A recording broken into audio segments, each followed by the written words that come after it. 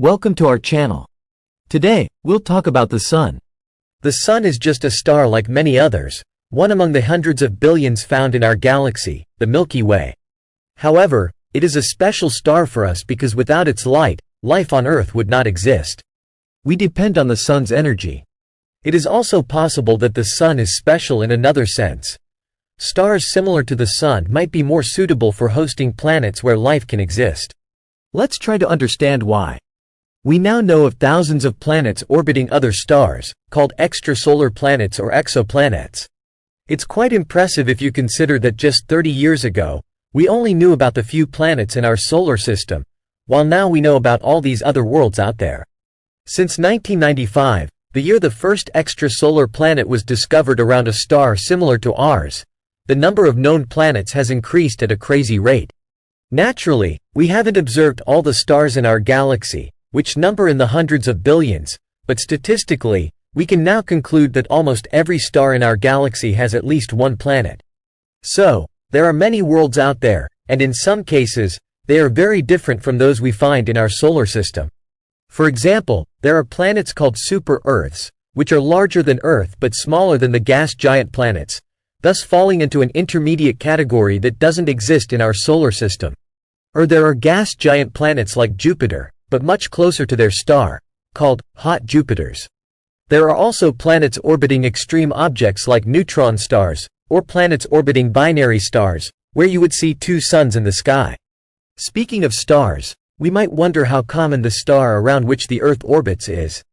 Let's leave aside the stranger stars, like neutron stars or giant stars, and focus only on what are called main sequence stars, those that burn hydrogen in their cores.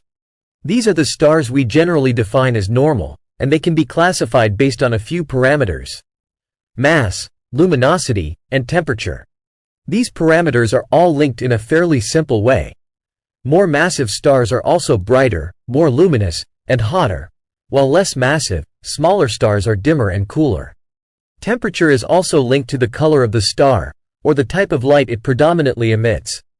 Cooler and dimmer stars have a reddish light, while brighter and more luminous stars have a light tending towards blue. The Sun is roughly in the middle of these extremes. It is sometimes referred to as a yellow dwarf, though improperly. The correct term would be a G-type main sequence star. Now, stars like the Sun, G-type stars, are not particularly abundant. Smaller and dimmer stars than the Sun, called red dwarfs because they emit reddish light, the correct term is M-type stars, are far more numerous than the Sun.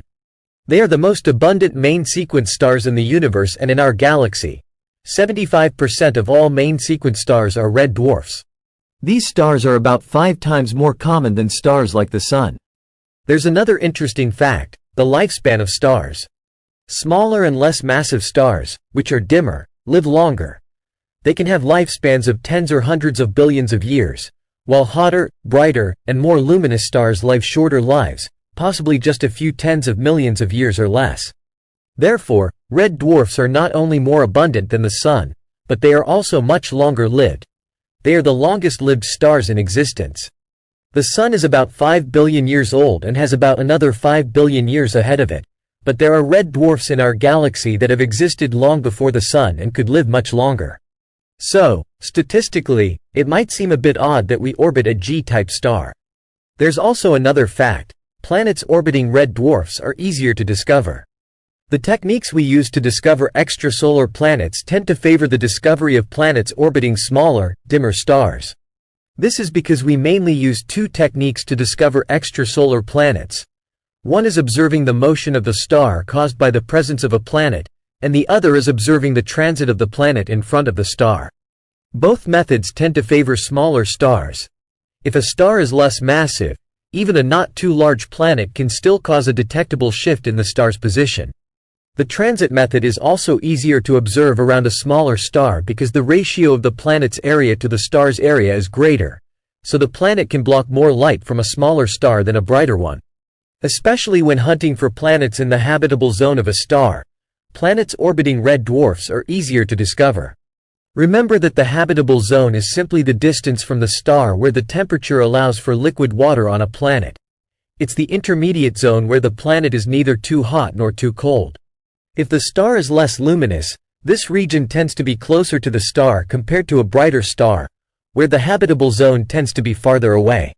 So, if the planet is closer to the star, the observation of a transit is more likely than if the planet is farther from the star, simply due to geometric reasons.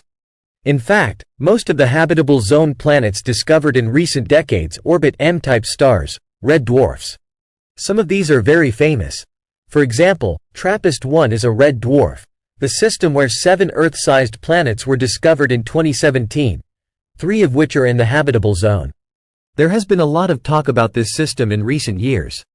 Also, the nearest potentially habitable extrasolar planet orbits a red dwarf, Proxima Centauri. More generally, 18 of the 20 potentially habitable planets we know today orbit red dwarfs. So, one might be tempted to consider our planetary system a kind of anomaly, at least statistically. However, when we consider the problem more carefully, we realize that things aren't so simple.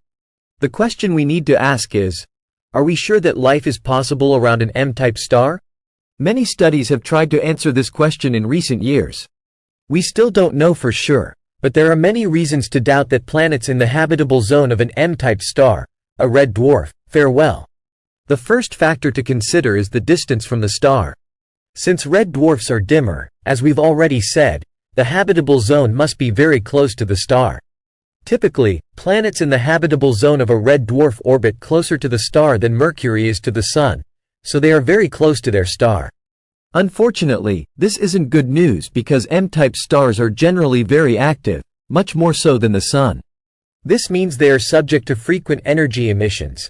They emit ultraviolet radiation, X-rays, and charged particles, all of which can be extremely harmful to potential living organisms. Over time, these violent energy emissions can also damage the planet's atmosphere, causing it to lose a significant portion of its atmosphere, especially over several billion years, making it even more hostile to life. For example, such a strong energy emission was observed in the Proxima Centauri system. Within a few seconds, the amount of ultraviolet radiation emitted by Proxima Centauri increased by over 10,000 times. This behavior has presumably been going on for billions of years and can have very harmful consequences for a planet's habitability. Being close to a star generally has another consequence. The close gravitational interaction with the star leads the planet to synchronize its rotation with the orbital period around the star. This effect is called tidal locking, where the planet ends up always showing the same face to the star, similar to how the Moon always shows the same face to Earth. For planets in the habitable zone of M-type stars, this means that these planets show the same face, the same hemisphere, to the star. So, half of the planet will always be illuminated, always day, while the other half will always be dark, always night.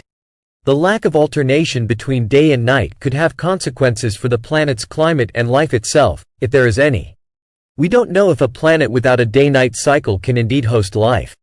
Another consequence of this gravitational interaction could be that the planet's inner core, the metallic core, might not be mobile enough, preventing the planet from having a strong magnetic field like Earth does. The Earth's magnetic field shields the planet from charged particles coming from the Sun, the solar wind. If a planet around a red dwarf doesn't have a magnetic field, it would be even more exposed to these strong radiations from the star. Adding to this, a red dwarf, being less luminous than the Sun, emits less light, which could make photosynthesis on the planet's surface less advantageous. Photosynthesis is one of the fundamental mechanisms for life on Earth, and lower light intensity could also slow down a series of chemical reactions leading to the synthesis of biological molecules. For all these reasons, it's at least doubtful that planets orbiting a red dwarf are suitable for life. This might explain why we don't orbit a red dwarf and why, when we look at the sky, we don't see a reddish star. However, this is not conclusively established. There are also studies suggesting there might be no real impediments to life around a red dwarf, so the issue is still open. Future investigations are needed, and we've only just begun to understand all these complicated factors that make a planet habitable, especially how important the type of star is for life. Usually, we only think about the planet's characteristics and less about the host star's characteristics, but these could be just as important, if not more so, in defining a planet's potential habitability. So, Future observations and theoretical studies will help us better understand how things are and whether the Sun is indeed a special type of star or just like any other star. Thanks for watching. Leave a like to support us, and subscribe to the channel so you don't miss our next videos.